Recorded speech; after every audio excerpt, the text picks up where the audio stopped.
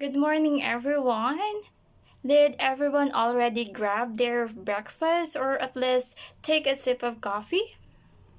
Yes, Mom. Very good. So I guess we're all wide awake and ready to learn our new lesson. But before that, I will introduce myself first. I am Sharmena Joyce Diaz from Bulacan State University that will teach you about our new lesson and correcting knowledge and sound symbol correspondence. So maybe you are asking, what is this lesson all about?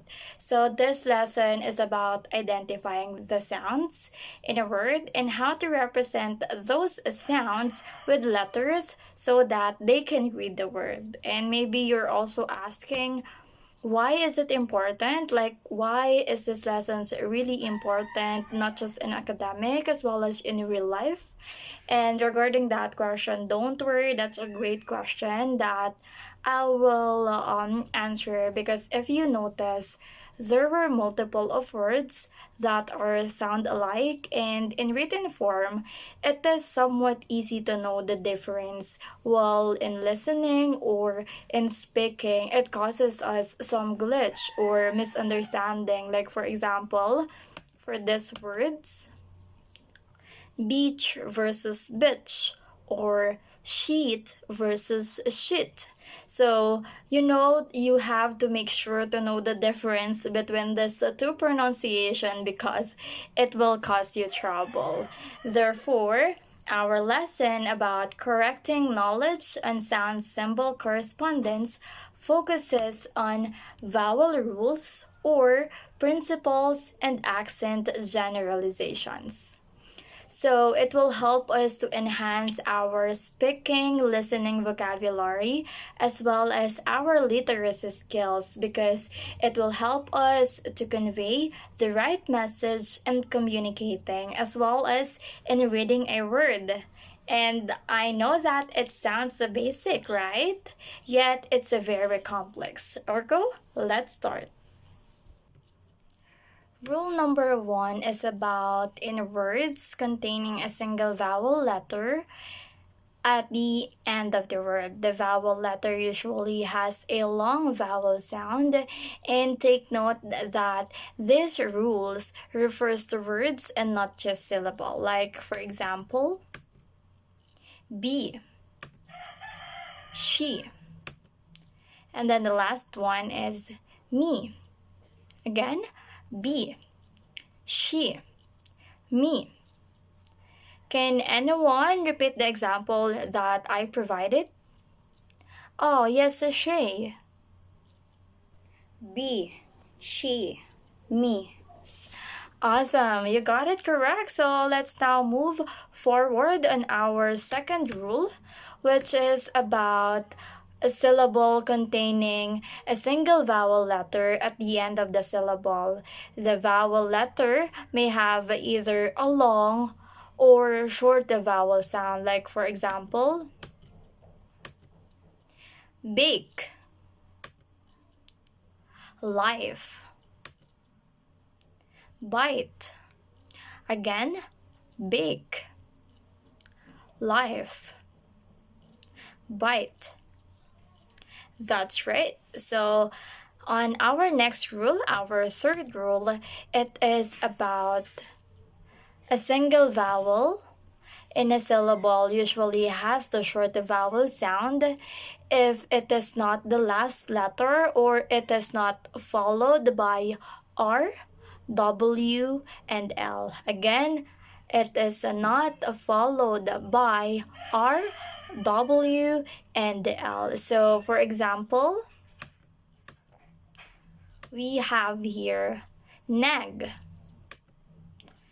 as well as pack. Lastly is nap. So the vowel is not the last letter. If you can see that letter A is on the center, not on the last, or not on the beginning, or not on the start. So nag, pack, as well as snap. And it is not, if you can see, it is not followed by R, W, and L. So, Shay, can you give me an example? Mag.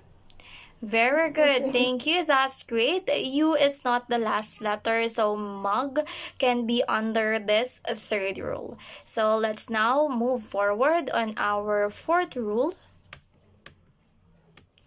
So regarding our rule number 4, it is about the vowels followed by R usually have a sound that is neither long nor short. For example, here's our example: car, farm, and the fork. Again, car, farm, and the fork.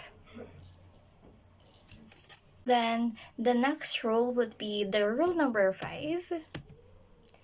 And this rule talks about a Y at the beginning of the word has the Y consonant sound. So meaning Y at the end of a single syllable word when preceded by a consonant usually has the long I sound.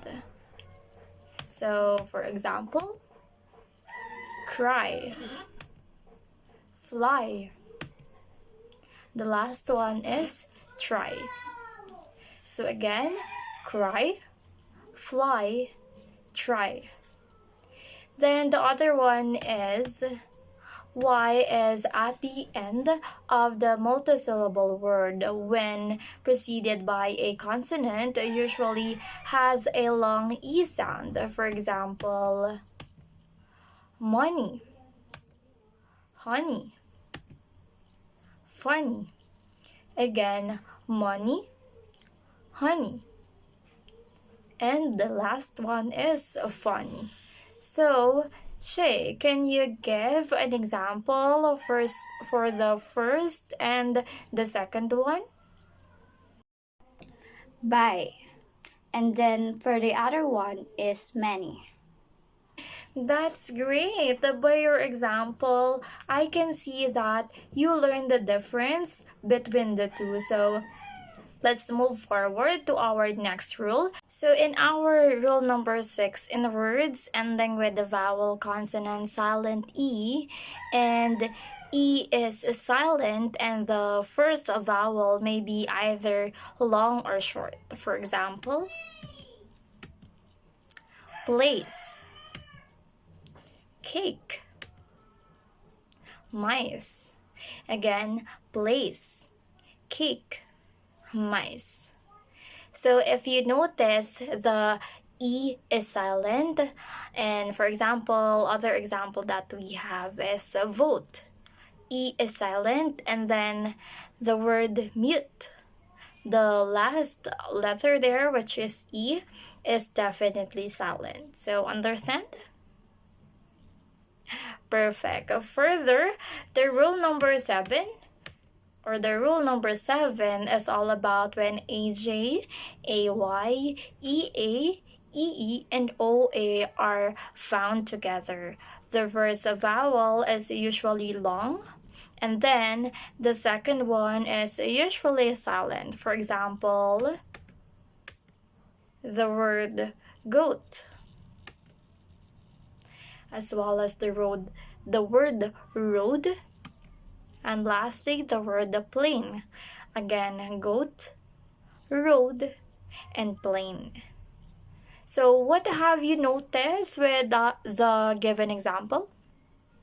Oh yes, Shay? In the word goat, OA are together. Therefore, the first vowel is long.